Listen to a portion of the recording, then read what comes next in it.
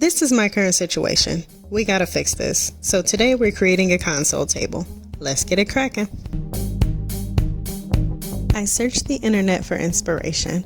There were a lot of cute ideas, but I needed to stay in my lane, so I picked something that looked like it would be easy for beginners.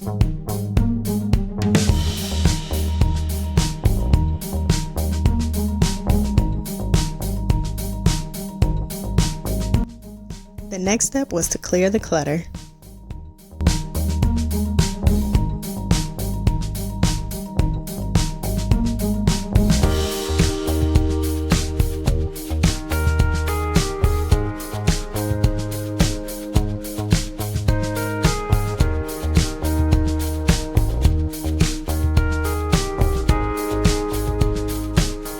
When measuring, I knew I wanted the table to extend farther out than the TV sat, higher up than people's kids could reach, and close enough to the wall so the walkway isn't blocked. I decided on 12 inches wide, 62 inches long, and 42 inches tall. So I'm going to Home Depot to get my lumber, hoping that I can get somebody to help me. So fingers crossed, we will see. And I'll see y'all in the store. Here is the lumber aisle. I'll be using 2x4's. The 2x4's are about 8 feet long and cost less than $3 each. That makes them the best inexpensive wood to practice with.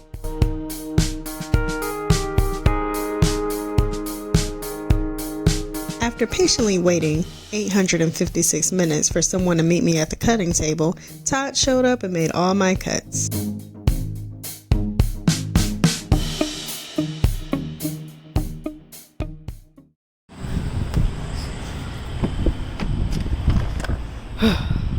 Who want to come help me get all this out of my car? To make the tabletop, I took a piece of scrap 2x4, laid it across my 3 pieces diagonally, and added screws to attach everything together.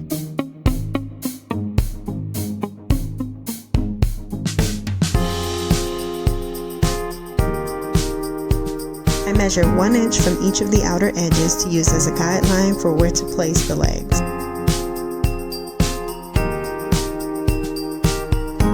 Using corner braces to attach the legs. So once everything is lined up, I mark where I want my pilot holes to be drilled, and then I drill them.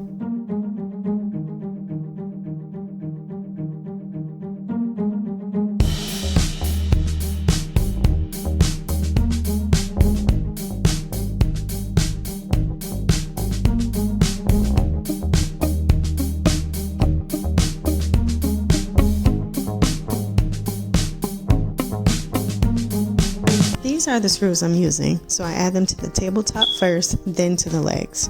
Repeat these steps for each of the 4 corners.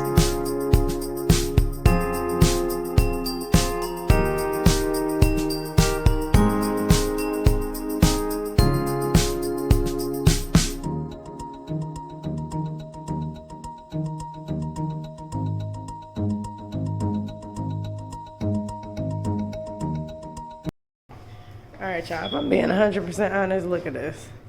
That's crooked and it moves. Look at this. Look at this, y'all. It's like they're trying to give each other high fives. This screw is stripped, this screw is stripped.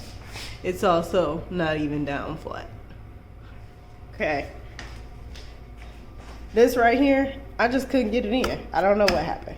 This almost stripped. This stripped. So at this point in the video, I want you to disregard everything I just told you about how to make this table. Players mess up, but I think I've come up with a much simpler way this could have been done. Since I refuse to go back to Home Depot, I'll do a demonstration using straws, because that's what I have. Imagine the yellow straws are 2x4 pieces for the top, the red straws are 2x4 pieces for the legs, and the green straws are 2x2 pieces used for support.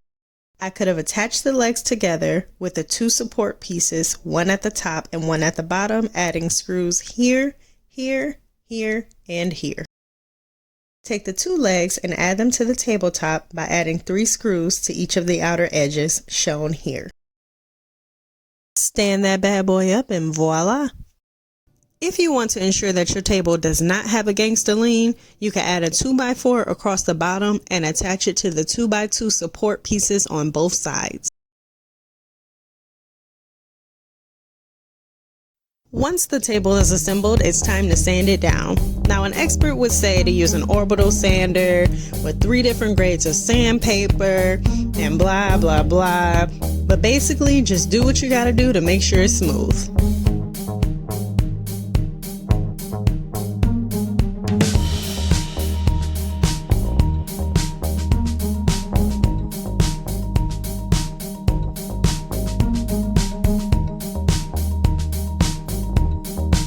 Alright, so just wipe off as much dust as possible and we are on to the final step. Oh my goodness, won't he do it?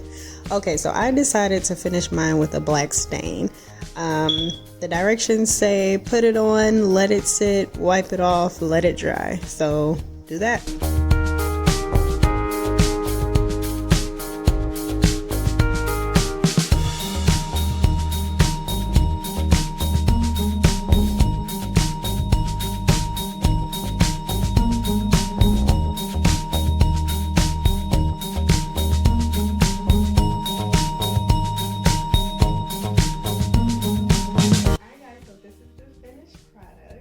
After I hit the wires, I just added some storage and some decor, and there you have it. Although this was a beginner project, it came with a lot of setbacks. Nonetheless, I'm actually happy with how it turned out, so maybe one day in the future, I'll rebuild a more sturdy version, only next time I'll use the method I showed you with the straws. That's today's video. Thank you guys so much for watching. Please like, comment, share, and subscribe. And I'll see you in the next video where Chloe's gonna create something new.